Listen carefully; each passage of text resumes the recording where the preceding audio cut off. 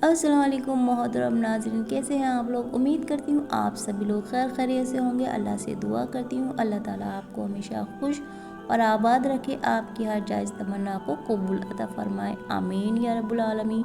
बिस्मिल्लाहिर्रहमानिर्रहीम। मोहतरम नाज़रीन, सुबह के वक्त जागने से क्या होता है? तहकीक में जो मालूम हुआ उसे सुनकर आप कभी फजर की नमाज नहीं छोड़ेंगे। और हुजूर सल्लल्लाहु अलैहि वसल्लम ने क्यों फरमाया था कि इसकी फजीलत जान लेते तो नमाज कभी ना छोड़ते। अल्लाह के अहकाम को बजा लाने और मुमनबात से इंतज़ाम बरतने का नाम बंदगी है, इबादत है। इस्लाम के नज़दीक इबादत का मफ़हूम निहायत वसी है। इस्लाम का मुतालबा है कि इंसान की पूरी ज़िंदगी इबादत से इबारत हो। वह इस तरह ज़िंदगी बसर करे कि उसका हर काम इबादत में शुमार हो, और उसका वाहिद तरीक़ा यही है कि वह अल्लाह के बताए हुए तरीक़े के मुताबिक ज़िंदगी बसर करे, हर बात में हुक्म इलाही को पेश नज़र रखे। इस्लाम इस बड़ी इबादत के लिए इंसान को जिन ज़राए से तैयार और उनकी तरबियत करता है, आम में उसे इबादत कहा जाता है। इस्लाम की इमारत इन्हीं सुतून पर कायम है। अरकान इस्लाम में नमाज सर फहरिस्त है और पहले नंबर पर है। इन तमाम इबादत में नमाज को जो अहमियत व फजीलत हासिल है, वह किसी भी साहिब ईमान अहले नज़र से पोशीदा नहीं है। नमाज की अहमियत का अंदाज़ा इस बात से लगाएं कि कुरान करीम के हर पैगाम में सलात यानी नमाज का लफ्ज़ हर्फ जली में मौजूद है। ईमान के बाद सबसे अहम रुकन जिनका मुतालबा अहले इस्लाम से किया गया है, वह नमाज ही है। नमाज मुसलमानों की दीनी पहचान, इम्तियाज़ी निशान है। यही वजह है कि कुरान हदीस में इसकी अदायगी पर बहुत ज़्यादा ज़ोर और तर्क पर वहीद मौजूद हैं। फरमाने नबी सल्लल्लाहु अलैहि वसल्लम के मुताबिक नमाज की दीन में वही अहमियत है जो इंसानी जिस्म में सर की है। मोमिन और काफिर के दरमियान इम्तियाज़ करने वाली चीज़ नमाज है, लिहाजा जिसने इसे छोड़ा उसने कुफ्र किया। ये हदीस मुबारका के अल्फाज हैं। इस वईद से अंदाज़ा लगाया जा सकता है कि इस्लाम में नमाज की अहमियत क्या है। जो जिस कदर अहम और ज़रूरी होती है, उसकी वजह आबरी पर अज़र सवाब भी उसी कदर ज़्यादा मिलता है। चुनांचे नमाज का सवाब भी इस कदर है कि इंसान उसका तसव्वुर भी नहीं कर सकता। लेकिन 5 वक्त की नमाज़ों में फ़ज्र की नमाज की अहमियत और फजीलत सबसे नुमाया, और इसकी अदायगी पर अज़ब सवाब भी दीगर 4 नमाज़ों से ज़्यादा है। इसकी वजह यह है कि फ़ज्र के वक्त दुनिया नींद के आगोश में महब इंतज़ाब होती है और ख्वाब खरगोश के मज़े ले रही होती है।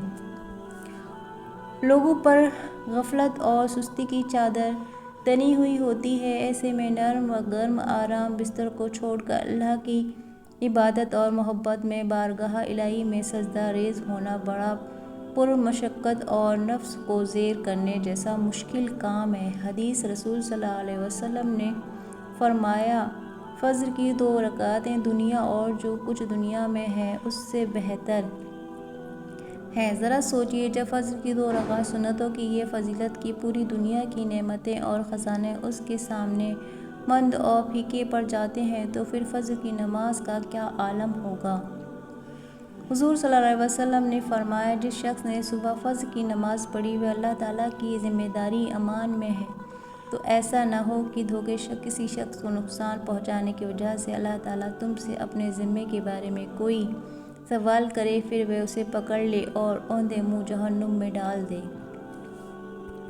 यानी जो शख्स नमाज फ़ज्र का फ़रीज़ा अदा कर लेता है, वह अल्लाह ताला की हिफाजत में आ जाता है और उसे कोई भी नुकसान नहीं पहुँचाया जा सकता। बुखारी और मुस्लिम की एक रिवायत में है, नबी करीम सल्लल्लाहु अलैहि वसल्लम ने फरमाया, जिसने ठंडे वक्त ये 2 नमाज़ें अड़ी और वह जन्नत में दाखिल होगा। यानी आप सल्लल्लाहु अलैहि वसल्लम ने फ़ज्र और असर अदा कर लेने वाले को जन्नत की बशारत सुनाई। एक और रिवायत में है कि जिसने इशा की नमाज व जमात अदा की तो गोया उससे आधी रात का क़याम किया, और जिसने सुबह फ़ज्र की नमाज भी जमात के साथ पढ़ी तो गोया उसने पूरी रात नमाज पढ़ी। نماز فجر کی ادائیگی میں ہماری سستی، غفلت اور کاہلی کو دہائی انتہائی کو پہنچی ہوئی ہے۔ کوئی بھی موسم ہو، واقعہ 4 نماز کے مقابلے میں فجر میں نمازی بہت کم تعداد میں ہوتے ہیں۔ یہی حال گھروں میں خواتین کی نماز فجر کا ہے۔ فجر میں تو اہتمام نہیں ہوتا جو بقیہ 4 نماز کی ادائیگی میں ہوتا ہے۔ موسم گرما میں راتیں چھوٹی ہونے کا بہانہ اور موسم سرما میں صبح سردی کا عذر نماز میں کوتاہی اور غفلت کے سلسلے میں اللہ تعالیٰ کے ہاں نا قابل قبول ہوگا۔ ہم سے اکثر لوگوں کو ایک شکوہ رہتا ہے کہ روزی میں برکت نہیں، گھر میں برکت نہیں، کتنے ہی کما لیں پتہ ہی نہیں چلتا کہاں گیا، ہر وقت کوئی نہ کوئی پریشانی رہتی ہے، کبھی بیماری تو کبھی کوئی تنگی۔ اگر ہم اس تمام میں برکت، تندرستی، روزگاری اور پریشانیوں کو نماز فجر کی عدم ادائیگی کے پنج مصر میں دیکھیں تو معلوم ہوگا یہ سب بے برکتی اسی سبب سے ہے کہ ہم نماز فجر کی ادائیگی میں ہر درجہ کوتاہی، غفلت، لاپرواہی اور سستی کا شکار ہیں۔ اے میرے اللہ، میری امت کو صبح کے وقت میں برکت دے۔ ہم سے اکثر نماز فجر خصوص اور دیگر نماز کو عموماً چھوڑ کر اپنے گھروں میں خیر برکت کے لیے قرآن خوانی، لوحۂ قرآنی کی تعویذ آویزاں کرنے جیسے نیک کاموں کی طرف متوجہ ہوتے ہیں۔ اس سے تو انکار نہیں کہ بلا شبہ ان تمام کاموں میں برکت کا حضور موجود ہے، لیکن قرآن خوانی، لوحۂ قرآنی کے نقش گھر میں آویزاں کرنے سے خیر اور برکت کا ہونا نماز کی ادائیگی سے مشروط ہے۔ نماز فجر کی کوتاہی اور غفلت اور نماز نہ پڑھنا گھر کی نصیحت کی علامت کا آغاز ہے۔ حضرت روایت ہے کہ صلی اللہ علیہ وسلم نے کچھ لوگوں کو نماز سے غیر حاضرہ پایا تو فرمایا، میں نے یہاں تک سوچا کہ کسی آدمی کو حکم دوں کہ وہ لوگوں کو نماز پڑھائے، پھر دوسری طرف سے لوگوں کے پاس جاؤں نماز بنا کسی عذر کے نماز سے پیچھے رہتے ہیں، اور ان کے بارے میں اپنے کارندوں کو حکم دوں کہ لڑکیوں کے اکٹھے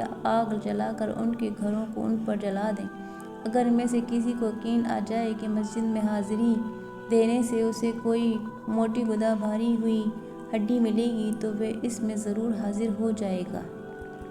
ناظرین، کبھی آپ کے ذہن میں یہ سوال آتا ہے کہ اللہ تعالیٰ نے ہمیں فجر کے وقت جاگنے کا حکم کیوں دیا ہے؟ کیا فجر کا وقت صرف نماز پڑھنے کا وقت ہوتا ہے یا اس وقت کے پیچھے کوئی راز پوشیدہ ہے؟ وہ راز کیا ہے؟ ناظرین، سب سے پہلے پوشیدہ راز ہم آپ کو بتاتے ہیں۔ محترم ناظرین، یقیناً آپ کے لیے بھی نماز میں سب سے زیادہ مشکل نماز فجر کی نماز ہوگی، جس میں نیند کا غلبہ اتنا ہوتا ہے کہ ایک انسان مشکل سے اٹھ پاتا ہے، لیکن دن کے اس خاص حصے میں جو راز پوشیدہ ہے اسے جب آپ جان لو گے تو یقین کریں آپ فجر کی نماز کبھی نہیں چھوڑنا چاہو گے۔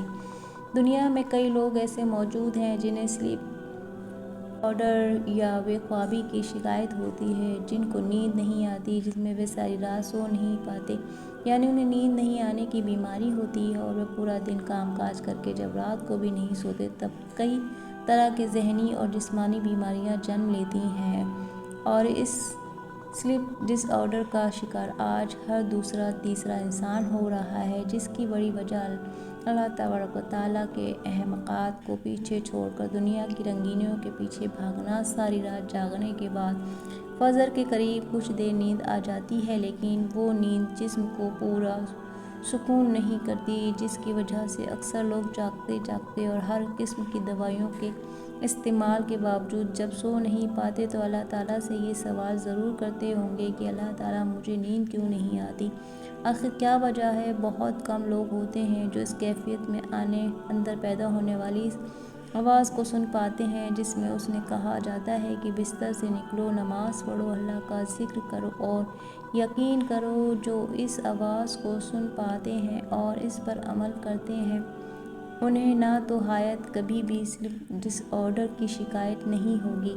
رسول صلی اللہ علیہ وسلم نے فرمایا، رات اور دن میں فرشتوں کی ڈیوٹی بدلتی رہتی ہے، اور فجر اور عصر کی نماز میں آنے والے اور جانے والے فرشتوں کا انتظام ہوتا ہے۔ پھر تمہارے پاس رہنے والے فرشتے جب اوپر چڑھتے ہیں تو اللہ تعالیٰ پوچھتا ہے، حالانکہ وہ ان سے بہت زیادہ اپنے بندوں کے متعلق جانتا ہے، کہ میرے بندوں کو تم نے کس حال میں چھوڑا؟ تو وہ جواب دیتے ہیں کہ جب ہم نے انہیں چھوڑا تو وہ فجر کی نماز پڑھ رہے تھے، اور جب ان کے پاس گئے تب وہ عصر کی نماز پڑھ رہے تھے۔ فجر اور عصر کی نمازوں کے اوقات میں سونے سے منع کرنے کے پیچھے بھی ایک بڑی وجہ ہے، اور وہ یہ ہے کہ سائنس کہتی ہے کہ صبح سورج طلوع ہوتے وقت اور شام کو غروب ہونے سے پہلے سونا نہیں چاہیے، کیونکہ صبح کے وقت زمین پر آکسیجن بہت زیادہ مقدار میں ہوتی ہے، جس وقت ماحول تر و تازہ ہوتا ہے، اور یہ آکسیجن آپ کو دن بھر فٹ رکھنے کے لیے کافی انتہائی ضروری ہوتی ہے۔ جو اس وقت سو جاتا ہے وہ اس تازہ آکسیجن سے محروم رہ جاتا ہے، اسی لیے اور عصر کے وقت زمین پر آکسیجن کی کمی ہو جاتی ہے، تو اگر کوئی سو جاتا ہے تو اس کو آکسیجن کی مقدار کم ہی مل پاتی ہے، جس کی وجہ سے جب وہ جاگتا ہے، بیدار ہوتا ہے، تو اس کے سر میں درد اور طبیعت بےحال ہو جاتی ہے، اور یہی بڑی وجہ ہے کہ دین اسلام میں ان دونوں اوقات میں سونے سے منع فرمایا گیا ہے۔ رسول صلی اللہ علیہ وسلم نے فرمایا، وہ شخص ہرگز آگ جہنم میں داخل نہیں ہوگا جو سورج نکلنے سے پہلے فجر اور اس کے غروب ہونے سے پہلے عصر کی نماز ادا کرتا ہے۔ محترم ناظرین، اب آپ کو اندازہ لگ ہی گیا ہوگا کہ عصر اور فجر کی نماز کی فضیلت کی کتنی زیادہ اہمیت ہے، تو اس لیے نماز کو کبھی ضائع مت کیجیے، پورے یقین کے ساتھ نماز ادا کیجیے، اللہ تعالیٰ آپ کی ہر مشکل پریشانی کو دور فرمائے گا۔ اگر آپ کو ہماری ویڈیو اچھی لگی ہے تو لائک شیئر ضرور کیجیے گا، اور چینل پہ پہلی بار ہیں تو سبسکرائب کرنا نہ بھولیں۔ اسی طرح کی ویڈیوز ہم آپ کے لیے لے کر حاضر ہوتے رہیں گے، تب تک کے لیے آپ اپنا پورا خیال رکھیے، دعا میں یاد رکھیے۔ اللہ حافظ۔